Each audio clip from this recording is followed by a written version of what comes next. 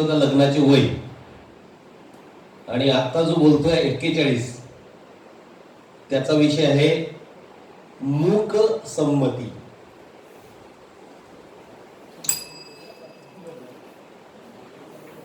आता मी जितका काही मूक प्रवास केलेला आहे किंवा सुरुवातीच्या काळामध्ये जेवढा मी शांतता पाळलेली आहे त्या शांततेचा नेमका अर्थ कुणाला समजत असेल की नाही मला माहित नाही, परंतु शांततेत फार मोठा अर्थ असतो. जेव्हा एखादा माणूस मूक असतो त्यावेळी त्याच्या मागे विचारांची प्रचंड मोठी लाट थांबून असते आणि ही लाट जेव्हा बाहेर पडते त्यावेळी त्यातून मिळणारी जी संमती असते ती संमती खरोखर त्या विषयाशी अनुसरून आहे की नाही या गोष्टीवरून त्या विषयाचं एकंदरीत स्वरूप ठरत असतं. महेश कोठारेंनी थरथराट या चित्रपटामध्ये तोबरे नावाचं एक पात्र साकारलं होतं. या तोबऱ्यांच्या तोंडामध्ये नेहमी एक तोबरा असायचा आणि यांच्याकडे काहीच संवाद नसायचे. त्यांना तुम्ही कुठलाही प्रश्न विचारला किंवा कुठलीही गोष्ट विचारली तरी त्या गोष्टीमध्ये ते कायम मुकपणे आपली संमती देताना आपल्याला दिसायचे.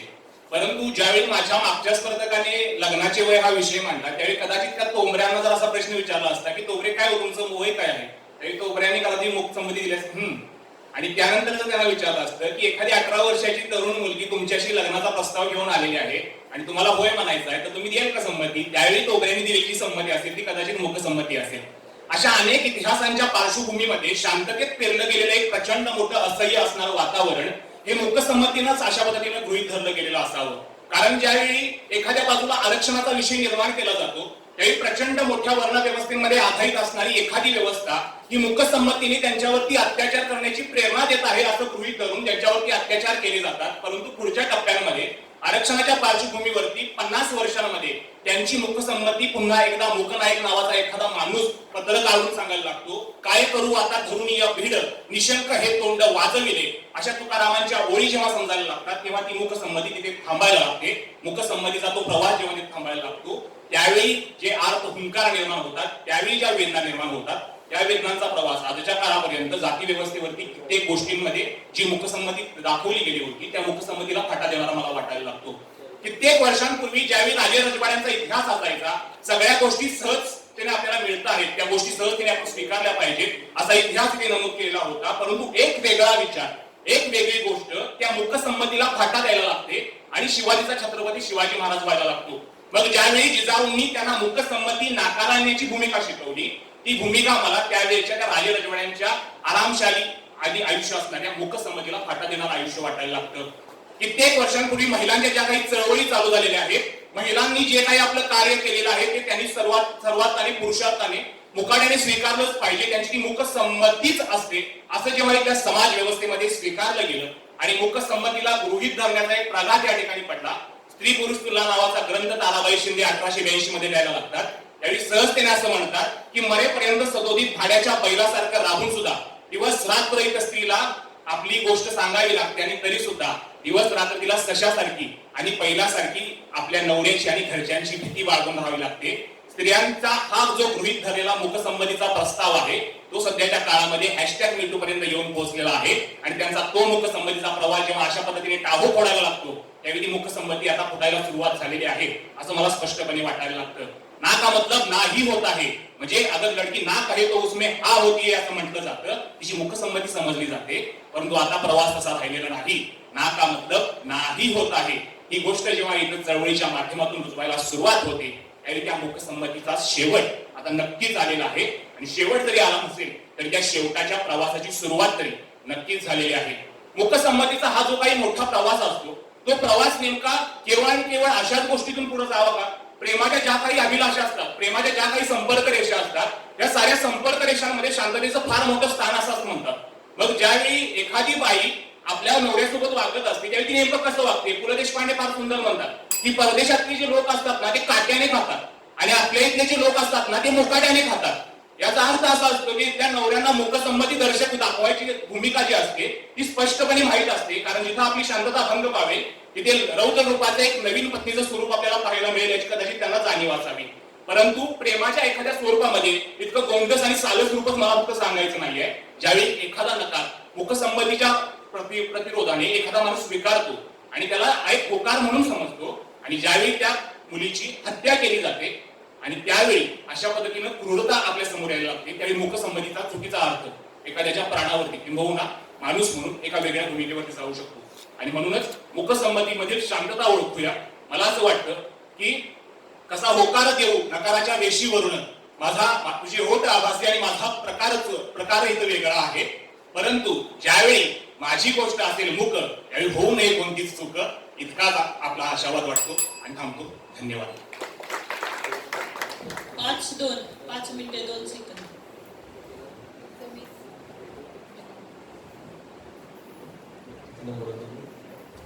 तेरा.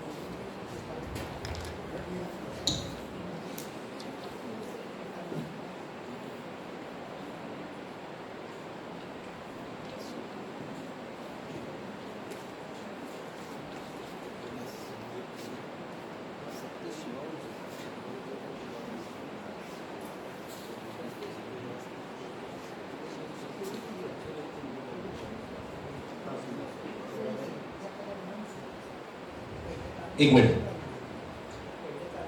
लग्नाचं वय झालं, मग आता मूक संमती झाली. आताचा जो विषय आहे कोड क्रमांक 13, तुझ्यात जीव रंगला. मित्रो, झी टीव्ही वरती एक मालिका लागते. 7 वाजले की आपण सर्वजण तिकडे पळत जातो, गाणं गुणगुणत तुझ्यात जीव रंगला, काय पाठामध्ये झुळू झुळू पाणी, आणि ते काय काय बरंच चाललं असतं. तुझ्यात जीव रंगला हे जेव्हा गाणं ऐकतं तेव्हा सगळ्यांचे पाय माना आपल्याला डुलू लागतात. पण मित्रो, माझा जीव कुठल्या घाटात अडकलेला नाही. मी सांकेतिक कोड क्रमांक 13 आज आपल्यासमोर विषय मांडते, तुझ्यात जीव रंगला. मित्रो, जेव्हा मी काल आल्यावरती ही ट्रॉफी पाहिली तेव्हा मना डोळे भरून पहिला ती ट्रॉफी पाहिली आणि म्हटलं तुझ्यात जीव रंगला. ती बघण्यासाठी, ते पाहण्यासाठी मी काहीतरी करावं म्हणून मला असं म्हणावंसं वाटतं, तुझ्यात जीव रंगला. मित्रो, माझं एक स्वप्न आहे आर्मी ऑफिसरचं. आणि जेव्हा मी सकाळी उठते, मला 3 वाजता मी उठते, पण जेव्हा 3 वाजता उठते आणि रात्री 12ला झोपते, 3 तासाचा वेळ मला झोपण्यासाठी मिळतो.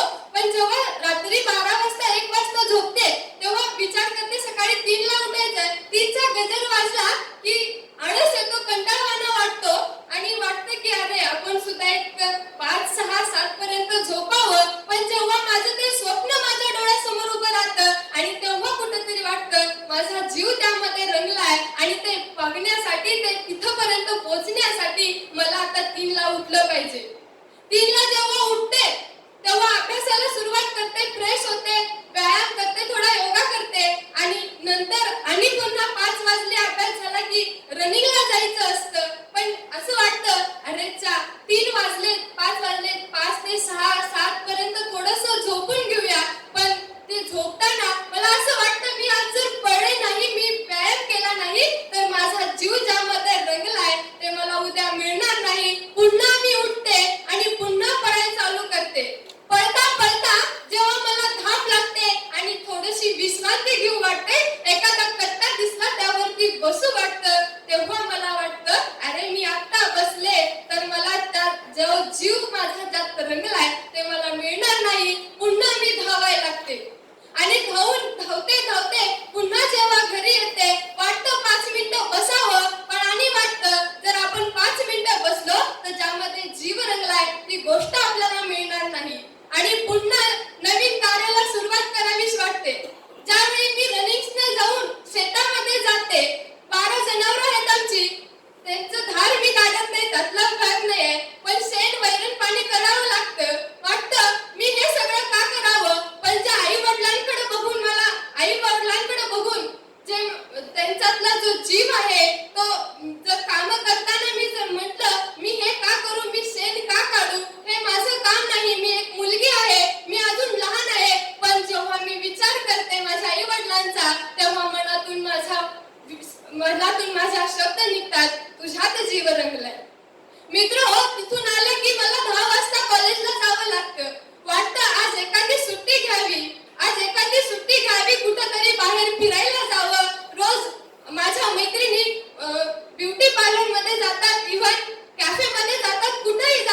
मलाही वाटतं मी थोडस तिकडे जावं. मी NCC ची विद्यार्थी आहे.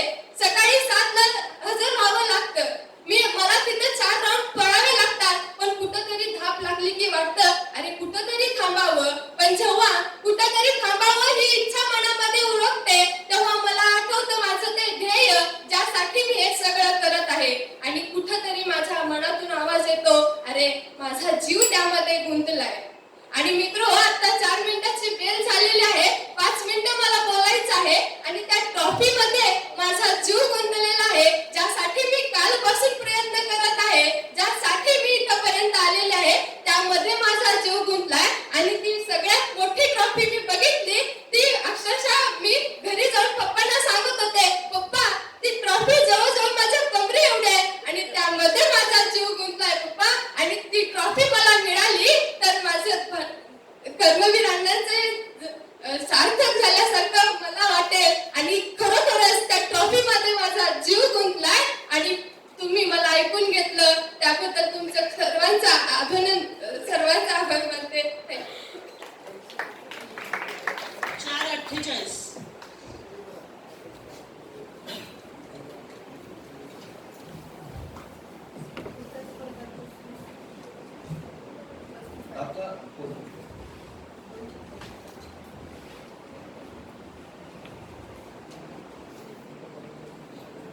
आता पुढचा स्पर्धक चिठ्ठी येईपर्यंत सगळेजण त्या ट्रॉफीमध्ये जीव गुंतलाय. सगळ्यांचं लक्ष तिकडे आहे.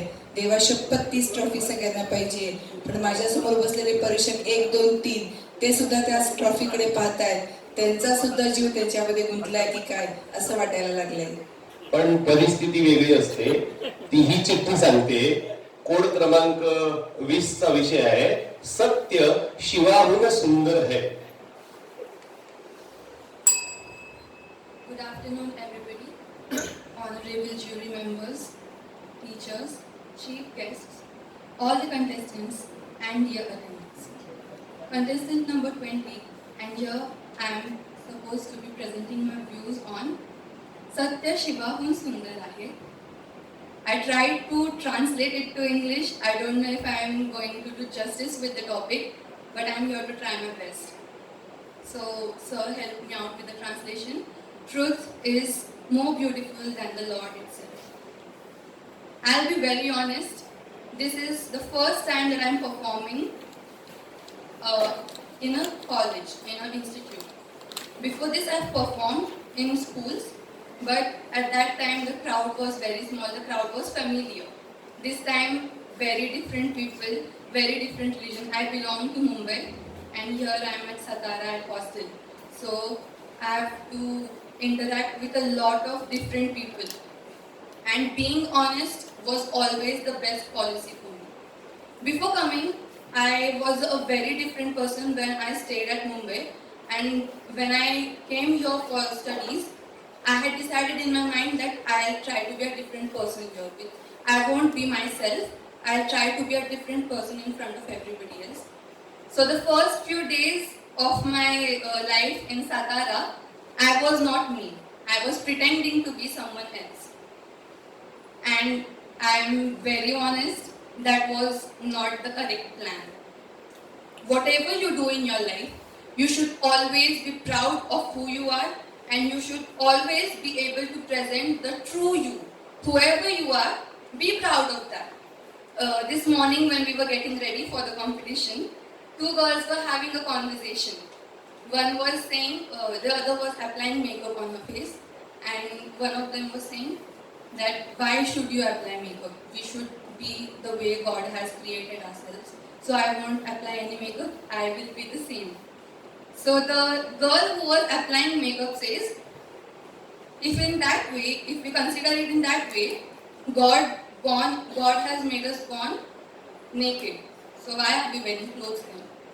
And at that time I realized that truth is always the best, but you should know what your views, whatever you are presenting in front of a crowd or between group of friends or between family or teachers, wherever you are talking, you should understand what you are speaking. May it be truth, may it be false, but wherever you speak, you should know the difference.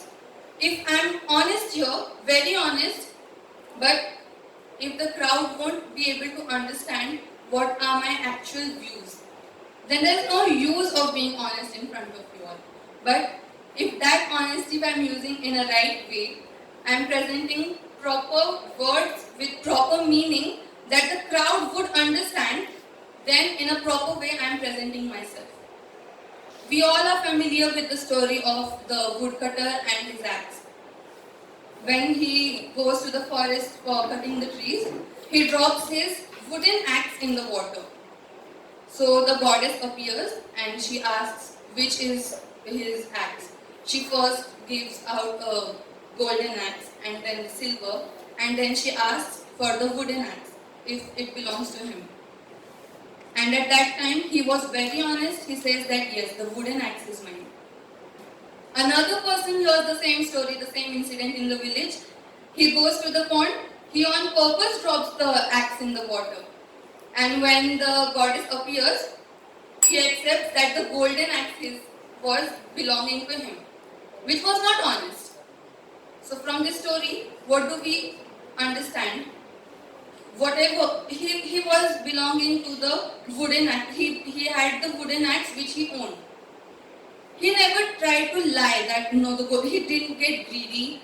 He did not become, he didn't want to fake it in front of others that no, I'm rich. Or he didn't feel that, okay, it's okay, the goddess doesn't know that the axe was wooden or golden. I'll say it's gold, I'll get the gold, I'll become rich. But no, whatever the path, the other contestant talked about paths.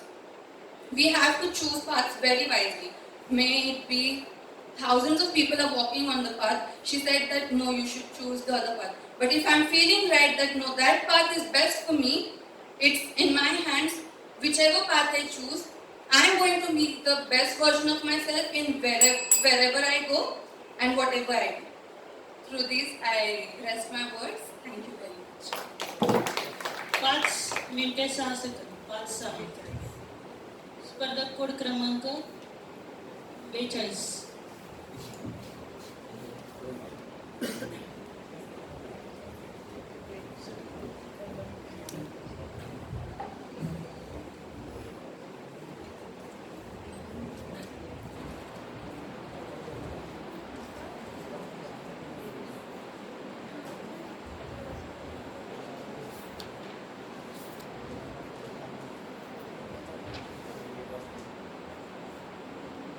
Mic वर mouth level. Code क्रमांक 35 परीक्षकांच्या माहितीसाठी. Code क्रमांक 35 आपणासमोर आहे आणि विषय आहे शाळा. रसिक श्रोत्यांनो नमस्कार. काल या शाळेमध्ये वक्तृत्व स्पर्धेसाठी आलो आणि वक्तृत्व स्पर्धेमध्ये बोलायला सुरुवात केल्यानंतर 5 मिनिटं कसा बोलत गेलो. 5 मिनिटांनंतर घशाला कोरड पडली आणि त्या ठिकाणी मी थांबलो. टाइम कव्हर केल्यामुळे मला त्या ठिकाणी बोलायला मिळालं. त्याबद्दल मी या शाळेचा मला अभिमान वाटला.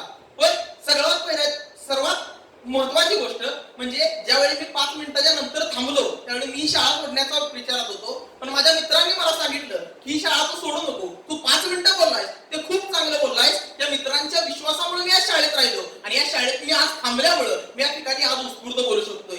मुळात मागायच्या वक्तृत्व स्पर्धेमध्ये उत्स्फूर्त विषय बघत असताना लालपरी आली. लालपरी नंतर तिच्यात जीव रंगला. त्यामध्ये मुखव्रत आलं. पण हे सगळं या शाळेमध्ये घडलं. ती शाळा मला बोलण्यासाठी आली. त्याचा मला प्रचंड आनंद झाला. ज्यावेळेस जगप्रसिद्ध चित्रकार विस्टन चर्चिल, जगप्रसिद्ध चित्रकार लिओनार्डो विन्सी यांनी जगप्रसिद्ध मोनालिसा नावाचं चित्र काढलं. ज्यावेळेस जगप्रसिद्ध चित्रकार लिओनार्डो विन्सीनं मोनालिसाचं चित्र काढलं त्यावेळी ते चित्र काढल्यानंतर अनेक जगप्रसिद्ध पत्रकार त्यांची भेट घ्यायला गेले. त्या पत्रकार परिषद भरली आणि पत्रकार परिषद भरल्यानंतर लिओनार्डो विन्सींच्या समोर हजारो पत्रकार होते. त्या हजारो पत्रकारातल्या एका पत्रकारानं लिओनार्डो विन्सी यांना प्रश्न विचारला की तुम्ही एवढं जगप्रसिद्ध मोनालिसाचं चित्र काढलं. मोनालिसाचं चित्र कोणीही काढलं असतं पण मोनालिसाचे डोळे कोणीही काढले असते. कुठल्याही चित्रकाराला ते शक्य झालं असतं. पण लिओनार्डो विन्सीजी तुम्ही मला एक सांगा, तुम्ही त्या मोनालिसाच्या चेहऱ्यावरचं हास्य कसं उमटलं? त्यावेळेस लिओनार्डो विन्सी नावाचा चित्रकार सांगायला लागतो की एका फ्रान्सच्या उमरावानं त्याची पत्नी माझ्या समोर अशी आणून उभा केली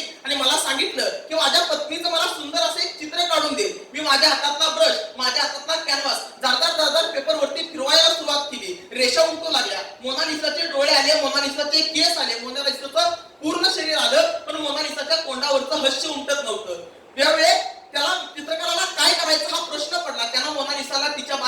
आठवणीविषयी विचारलं, मोनालिसा हसली नाही. तिने तिच्या पतीविषयी विचारलं, मोनालिसा हसली नाही. त्या चित्रकाराला काय प्रश्न विचारायचा हे प्रश्न पडला आणि त्यावेळी त्या चित्रकाराने तिला एक प्रश्न विचारला, tell about your memories in a school life. असं म्हणल्या म्हणल्या एखाद्या डोंगराखालून झरे व्हावे असं मोनालिसाच्या चेहऱ्यावर हास्य उमटलं. मित्रांनो, मोनालिसाचं हास्य त्या फ्रान्सच्या शाळेनं जपलं, पण तुमचं आमचं हास्य या वक्तृत्व स्पर्धेमधून या कॉलेजने जपलं. त्यामुळं मला ह्या कॉलेजचं पहिल्यांदा आभार मानावं वाटतं. मुळात शाळा म्हणजे काय असते? शाळा म्हणजे चालतं होतं विद्यापीठ असतं. आपल्या आयुष्याची शाळा ही आपल्या आईपासून सुरुवात होत असते. आई ज्यावेळी आपल्या घरामध्ये आपल्याला शिकवायला चालू करते, तिथपासून आपल्या शाळेचा प्रवास चालू होतो. आणि आईचा हात सोडून त्यानंतरचा शिक्षकांचा धरलेला हा सगळा प्रवास आपल्याला एकंदरीत शाळेत दिसायला लागतो. मग लहानपणी गुरुजी सांगायचे आपण फक्त माणसांची शाळा बघितली, पण मित्रांनो चिमण्यांची सुद्धा शाळा असते. मग या चिमण्यांना जगवण्यासाठी, त्यांची शाळा जगवण्यासाठी त्यावेळी ग्रेटा थनबर्ग सारखी एखादी मुलगी पुढे येते आणि यांचं अस्तित्व, यांची शाळा जपण्याचा प्रयत्न करते. त्यावेळी मला वाटतं त्या प्राणी पक्ष्यांची सुद्धा शाळा आज जपणं गरजेचं आहे. शाळेमध्ये अनेक माणसं मिळतात, शाळेमध्ये आपलं आयुष्य सार्थकी लागतं. म्हणजे एक जण, पण आमच्या आयुष्यात नेमकं शाळेचं महत्व काय आहे? आजच्या पाठ्यपुस्तकात आम्हाला मुलांना काय शिकवावं याच्याविषयी वाद सुरू झाला. आमच्या इतकी माणसं पुरोगामी शिकवावं, प्रतिगामी शिकवावं, मुळातत्ववादी शिकवावं का विवेकवादी शिकवावं हा आमच्यामध्ये संभ्रम निर्माण झाला. आमच्यामध्ये तुकाराम महाराजांचा अभंग हित घालताना, तुकाराम महाराजांचा वरती विचार करताना अवसाळुंकेचा विचार प्रवाह वेगळा आम्हाला सांगतो, डॉक्टर सदानंद मोरेंचा विचार प्रवाह आम्हाला वेगळा सांगतो. मग कोण म्हणतं तुकारामांची गाथा बुडवली, कोण म्हणतं तुकारामांची गाथा तरंगली, कोण म्हणतं तुकाराम महाराज सदैव वैकुंठात गेले, तर कोण म्हणतं तुकारामांची हत्या झाली. असे वेगवेगळे पैलू आम्हाला आमच्या शाळेत शिकवले जातात. मला वाटतं की तुकारामांची गाथा बुडाली की नाही मला माहिती नाही, पण त्या गाथेनं अनेकांची माती मात्र सुधारू शकतात. तुकाराम सदैव वैकुंठाला गेले की नाही मला माहिती नाही, पण या भूसागरातून तरुण जाण्याचं सामर्थ्य तुकोबाने आपल्या व्यक्तिचरित्रातून दाखवून दिलं होतं. ते जर आमच्या इतक्या शाळेतल्या मुलांना शिकवलं तर निश्चितच उद्याचा भारत घडेल. मोदी आमच्या इथल्या शाळेंना डेव्हलप करतात, आजच्या दिन आणायचा प्रयत्न करतात, पण खरंच आमच्या इथल्या मुलांना पाहिजे तो इतिहास आपल्याला कळतोय का? आमच्या इथल्या शाळांना उद्याचं भविष्य कळतंय का? ते घडावं. नमस्कार. वेळ 4:18. 4 मिनिटं. चिठ्ठी चिठ्ठी चिठ्ठी किती नंबर आहे? माईक ॲडजस्ट करा.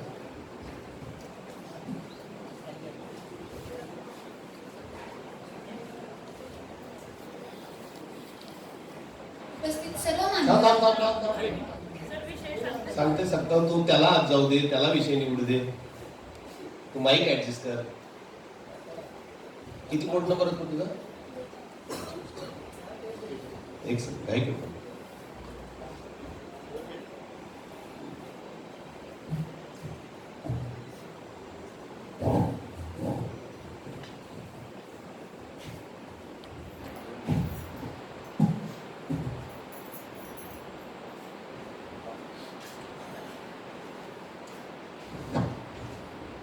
ओके, थांब. आता शाळा झाली. आता कोड क्रमांक 42 चा विषय आहे गोंधळ. उपस्थित सर्व मान्यवरांना माझा सादर नमस्कार. आता खरं तर इथे जेव्हा मी चिठ्ठ्या बघत होते त्यावेळेस 2 विषय होते. पहिला विषय जेव्हा बघितला तो मला खूप आवडला, परंतु जेव्हा दुसरा विषय बघितला त्यावेळेस मला माझं आयुष्यच दिसलं. खरं तर तुम्ही देखील आता समोर बघितलं, जेव्हा मला तो विषय बघितला परंतु इथे बोलायचं होतं त्यावेळेस माझा जो उडाला तो होता गोंधळ. आणि इथे स्पर्धेला येणार होतं कालही जो उडाला तो होता गोंधळ. काल आम्ही 4 वाजता उठलो, 5 वाजता आलो बस स्टँडवर. पहिली बस सुटून गेली त्यावेळेस उडाला तो पहिला गोंधळ. 6 वाजता दुसरी बसमध्ये आलो. इकडे कराड नजीक आल्याजवळ जेवायला बसलो. आमच्या जेवणासाठी आमची बस थांबली होती, ते कंडक्टरनी केलेला जो होता तो होता गोंधळ. आता हा झाला आयुष्यातला गोंधळ. परंतु काय होतं ना, आपण जेव्हा शाळेमध्ये जात असतो त्यावेळेस वर्ग शिक्षक जेव्हा वर्गातून बाहेर जातात तेव्हा शाळेमध्ये देखील जो उडतो तो असतो गोंधळ.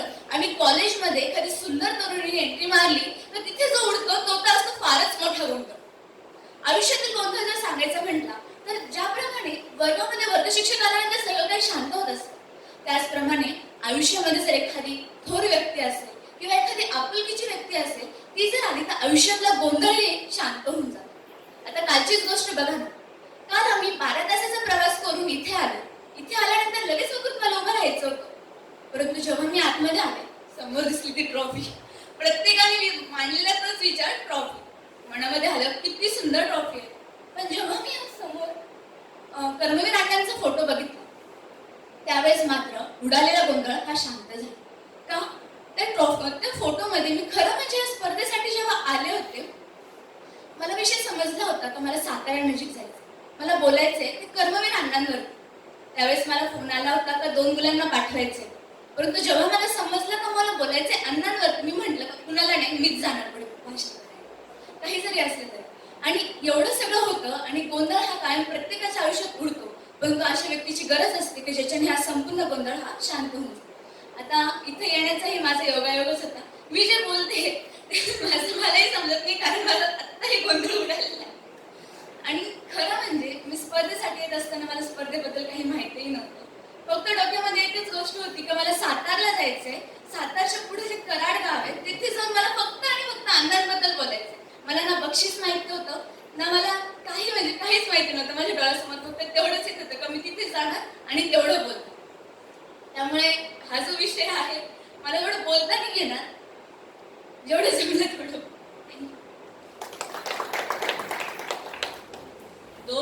2 मिनिटं 46 सेकंद. अजून 3 मिनिटं आहे, साधारणतः पावणे 3 मिनिटं आहे. बोलणार आहे का?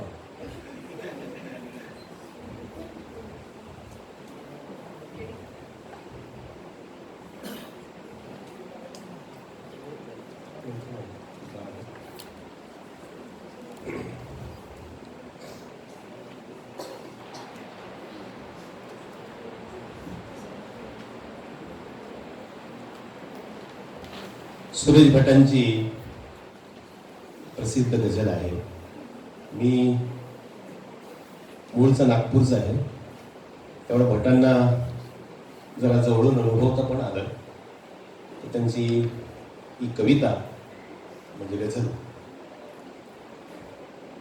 देखावे बघण्याचे वय निघून गेले, देखावे बघण्याचे वय निघून गेले, उरले फिकट रंग उडून गेले ते रंग, उरले फिकट संग उडून गेले ते रंग, हात पुढे करण्याचे, हात पुढे करण्याचे वय निघून गेले, देखावे कते पाहून हेच हे नुसते चेहरेच, कते पाहून हेच हे नुसते चेहरेच, चेहऱ्यात जगण्याचे, चेहऱ्यात जगण्याचे वय निघून गेले. आता हीच ओळ भट साहेब कसं म्हणतील तेवढं. एकटाच मज बघून चाल रात येजून, दत्तभाऊ. एकटाच मज बघून सांगरात येजून, चांदण्यात फिरण्याचे, चांदण्यात फिरण्याचे वय निघून गेले, देखावे बघण्याचे वय निघून गेले.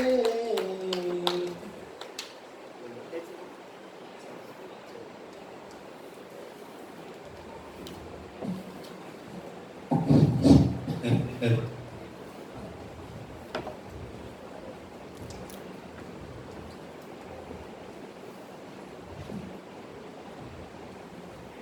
निघून गेल्यावर काय राहणार आहे?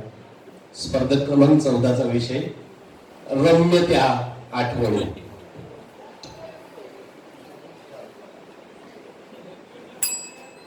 खरं तर एक कवी खूप छान लिहितो की कभी ओठो केले मरे तो कभी नोटो केले मरे, कभी ओठो केले मरे तो कभी नोटो केले मरे, अगर होते भगत सिंग जिंदा तो कहते सुखदेव हम भी किन लोगों केले मरे. महापुरुषांच्या विचारांचं बलिदान या मातीमध्ये व्यक्त केलं की काय अशी शंका आम्हाला अलीकडच्या काळामध्ये येऊ लागते. परंतु हे विचार या मातीत पुन्हा पुन्हा रुजावे आणि तुमच्या माझ्या मार्फत हे विचार पुन्हा या जगाला कळावे म्हणून कर्मविद्या प्रबोधिनी या स्पर्धेअंतर्गत एका प्रकारचं प्रकल्प व्यासपीठ तयार होतं. ही निश्चितच आनंदाची गोष्ट आहे आणि याच व्यासपीठावरून मी स्पर्धक कोड क्रमांक 14 आपल्यासमोर विषय मांडतो आहे रम्यता आठवणी. खर तर आठवणीचा विषय निघाला. माझं वय आहे 18. माझ्या आठवणी असणार त्या म्हणजे लहानपणाच्या. लहानपणी देवाच मुंगी साखरेचा रवा असं आपण म्हणतो ते काही खोटं नाहीये. खरं तर बालपणाची ती शाळा म्हणजे एक समानतेची कास होती. तिथं ना हारण्याची भीती ना जिंकण्याची आस होती. खरं तर आज या स्पर्धेमध्ये बोलत असताना मला काही बोलावं काही सुचत नाही किंवा काही बोलता पण येत नाही असं मी स्पष्ट बोलतोय. परंतु जेव्हा मी उद्या परत वक्तृत्वाच्या स्टेजकडे बघेन तेव्हा मला असं वाटेल की माझ्या आयुष्यातली पहिली उत्स्फूर्त स्पर्धा होती आणि तिथे काही का होईना पण बोलून तर गेलो. आणि खरं तर आज माफ करा मी जास्त वेळ बोलू शकत नाही आणि मला सुचतही नाहीये. परंतु माझे सगळे गुरुवरे बसलेत. तुम्हाला एक वचन नक्कीच देतो की आज ज्या ठिकाणी तुम्ही सुजित दादा, प्रसाद दादा, अश्विन ताईला बघताय नक्कीच उद्या त्या ठिकाणी मला किंवा आम्हाला बघाल एवढाच आशावाद व्यक्त करतो. धन्यवाद आणि माफ करा. 1 मिनिट 32 सेकंद.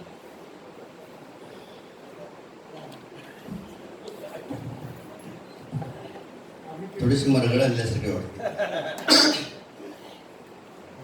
मनाच्या धुंदीत लहरीत येना सखे ग साजणी येना, सुखाची उधळीत परसात येना सखे ग साजणी येना, मनाच्या धुंदीत लहरीत येना सखे ग साजणी येना, सखे ग साजणी येना, चंदन रूपात भरा मुकडा तुझा ग अतिसा जरा, माझ्या शिवारी तू जरा सारा घालून तुझ पाखरा, माझ्या डोळे शिवाय ग तुझी वाट पाहून ग,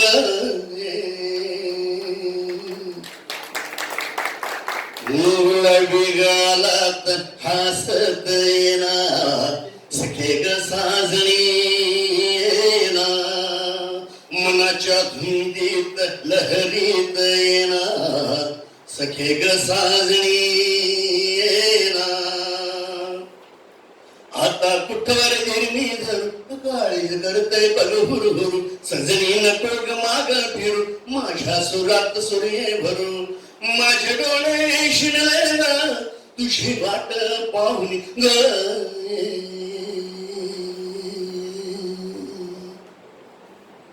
बसंती वाऱ्यात तोऱ्यात येना सखे ग साजणी येना, मनाच्या धुंदीत लहरीत येना सखे ग साजणी येना, सखे ग साजणी येना, सुखाची उधळीत बरसात येना सखे ग साजणी येना, सखे ग साजणी येना, ला ला ला ला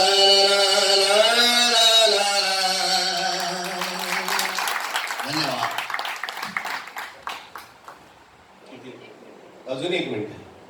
अजून कोणी?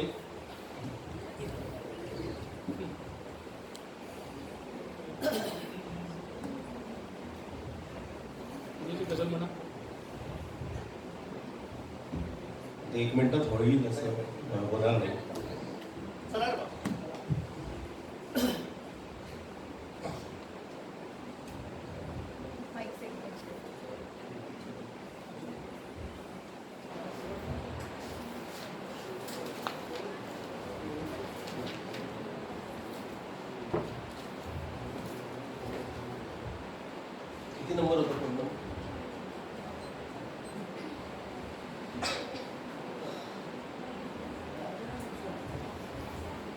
थांबा थांबा. या वक्तृत्व स्पर्धेत दुसऱ्या दिवसाचा शेवटचा स्पर्धक आणि शेवटचा विषय या आत्ताच्या सगळ्या विषयाला अतिशय धरून असा आहे. विषय कोड क्रमांक 39 साठीचा संधीचे सोने.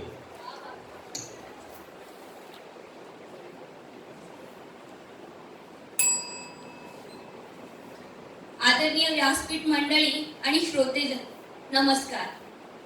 कि वर्षों तक वन में घूम घूम माथा विघ्नों को चूम चूम सह धूप घाम पानी पत्थर पांडव आए कुछ और निखर.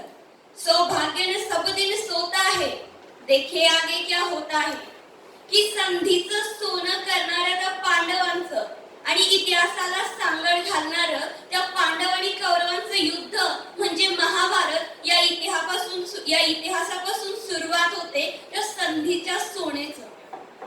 मुळात कौरव आणि पांडव आणि महाभारत हा इथे युद्धाचा प्रचार करण्यासाठी मी आले नाही, तर संधीचं सोनं पांडवांनी कसं करावं हे सांगण्यासाठी. आणि आज मी इथे कालपासून जे आले आहे या ट्रॉफ्यांसाठी. मुळात आज या ट्रॉफ्यांसाठी नाही तर ब्लॉग लिहिणारी मी माझे जे विचार जे घरापर्यंत आणि मित्रांपर्यंत पोहोचवणारी तुमच्यासारख्या श्रेष्ठ मंडळींपर्यंत पोहोचवण्यासाठी जी संधी मला भेटली आहे तिचं आज मला खऱ्या अर्थानं सोनं झालं आहे. या स्पर्धेची शेवटची स्पर्धक मी आणि माझे विचार जे काही तुटपुंजे विचार आहेत या समाजासाठी. काल जो स्त्री अत्याचाराविषयी मी जो विचार मांडला तो हा माझा लेख ब्लॉगचाच होता आणि तोच इथे मी मांडला सर.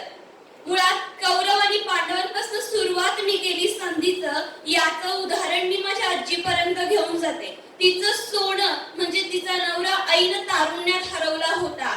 दुःखाचा डोंगर पसरला होता. अंडे विकून आणि लोकांच्या शेतातलं शेण गुराढोरांचं शेण आणि दूध काढून तिनं तिच्या 3 मुलांचं जे पोट भरलं. तिनं जे संधीचं सोनं केलं. म्हणून माझे वडील आस्थान फार्मामध्ये मॅनेजर आहेत. माझे काका एचएल मध्ये आहेत. त्यांच्याकडे मोठे उदाहरण तर नेहमीच दिसतात, मात्र घरामधूनच संधीचं सोनं कुठेतरी दिसलं हे मला फार आवडलं. आणि आज मी ही शेवटची स्पर्धक आहे आणि माझे विचार तुमच्या समोर मांडते. निर्भयाचं रक्त सांडलं, कष्टाची प्रय झाली. यात संधीचं सोनं नाही, मात्र आज प्रत्येक मुलगी स्वतःवर होणाऱ्या अत्याचाराविरुद्ध आवाज करते. माझ्यासारखी ही ब्लॉग लिहिते आणि तुमच्यासारखी ही डान्स करते. तुम्हाला कपडे घालण्याचं जे स्वातंत्र्य आहे, तुम्हाला बोलण्याचं जे हसण्याचं स्वातंत्र्य आहे, या संधीचं आपण नक्कीच सोनं करूया. ब्राह्मण आणि बौद्ध यांची कुठेतरी मेळ ही आपल्याला गुप्त काळात भेटते. ब्राह्मणांवरती बौद्ध कुठेतरी वरचढ झाले होते कारण बौद्धांनी जाती प्रथा मोडून संधीचं सोनं केलं होतं. हर्षासारखा राजा ज्यानं बौद्ध धर्म स्वीकारला आणि तुटपुंजा ब्राह्मण जातीचा आणि ब्राह्मणांचा जो विचारवाद होता त्यांनी जी संधी साधली होती जमीन बळकवण्याची आणि राज्य करण्याची, ती कुठेतरी हणवून समाज कल्याणासाठी जी संधी प्रस्थापित केली तो आहे इतिहास. संधीचं सोनं हा इतिहास फक्त तात्पुरताचा नाही, त्याला इतिहास आणि इतिहासाचाही इतिहास लाभलेला आहे. संधीचं सोनं निर्भयानं केलं, तिचा जीव गेला, मात्र असंख्य निर्भय आज उभे आहेत. संधीचं सोनं जाती प्रथेमध्येही दिसतं कारण आज जातीभेद दिसत नाही. तुझ्या शेजारी कोण बसलाय, तुझ्या शेजारी कोण बसला आहे तुला माहिती नाही, मात्र तो तुझ्यासारखाच माणूस आहे. ही जातीची संधी आणि संधीचं सोनं आंबेडकरांनी आम्हाला दिलं. संधीचं सोनं इथपर्यंतच थांबलं नाही तर सावित्रीबाई फुलेंनी स्वतःवर शेण घेतलं, स्वतःवर अत्याचार सहन केले समाजाच्या तुटपुंजा विचारांचे, मात्र आजच्या मला आणि तुम्हाला संधीचं सोनं करून दिलं शिक्षणाच्या मात्रातनं.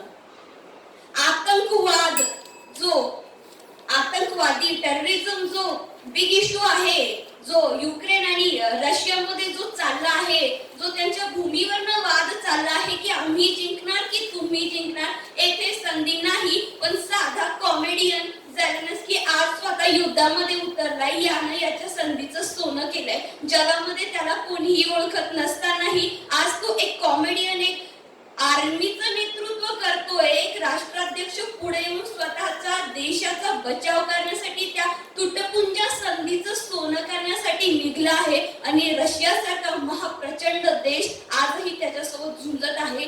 दिवस आहे 18/19 युद्धाचा.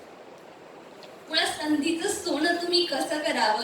चेअरवर बसताना इथे बसलेल्या प्रत्येक श्रोत्यानं आज तुमच्या प्रत्येक मिनिटाचं संधीचं सोनं केलं. विचार ऐकून जिथे जीव रंगला, वळण ह्या सर्व इश्यूंना तुम्ही ऐकलं आणि तुमच्या आयुष्यात जे काही दिवस येणार आहेत त्यात तुम्ही काहीतरी नक्कीच विचार करणार. हे आहे तुमच्या संधीचं सोनं. मला माझ्या संधीचं सोनं उपलब्ध करून दिलं आणि विचार मांडण्याची संधी दिली त्याबद्दल धन्यवाद. धन्यवाद सर. धन्यवाद. 5 मिनिटं 17 सेकंद झाले. 5 मिनिटे 17 सेकंद. आजचा सेशन या ठिकाणी संपला आहे. श्रोते हो, घ्या इथे विश्रांती.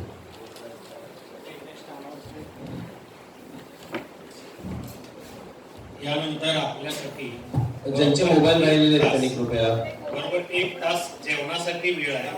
जेवण तयार आहे. मला माहित आहे इथं जे 20 विद्यार्थी आले होते त्यांचाच नाहीतर विचार क्रमांकासाठी होईल. कॉमन सूचना आताच देतो. इथं पारितोषिक वितरणाच्या वेळी तुम्हाला तुमचं सर्टिफिकेट, बक्षिसाची रक्कम आणि ट्रॉफी मिळणार आहे. त्याच्यामध्ये एक व्हाउचर आहे. त्या व्हाउचरवरती पुढे आणि मागे दोन्हीकडे सही करायचं आहे. ते जमा करायचं आहे. ते व्हाउचर आणि पैसे घ्यायचे आहेत असं त्याचं स्वरूप आहे. चुकून व्हाउचर न देता पाकिटेन पैसे घेऊन गेले असं व्हायला नको. आठवणीनं तेवढी ती दक्षता तुम्ही घ्या. तुमच्यासोबत जे इतर आले त्यांना पण हे आठवण जाणून द्या की व्हाउचर सही करून दिली.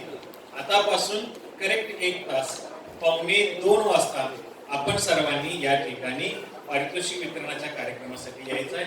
जेवण आपली आणखी एक महत्वाची गोष्ट म्हणजे काल कोणाचं तरी घड्याळ राहिलेलं आहे. मागच्या बाकावर जे होतं शिपाई मामांकडून ते ठीक आहे ओळख फोटो घेऊन घड्याळवाला सापडला. लावून द्यावं कडे अरे कट लागले कडी कट लागले.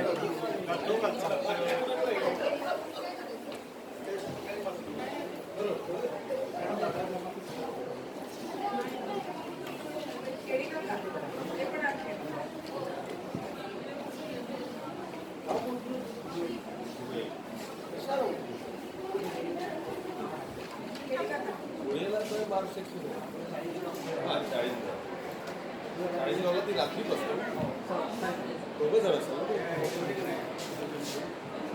जेव्हा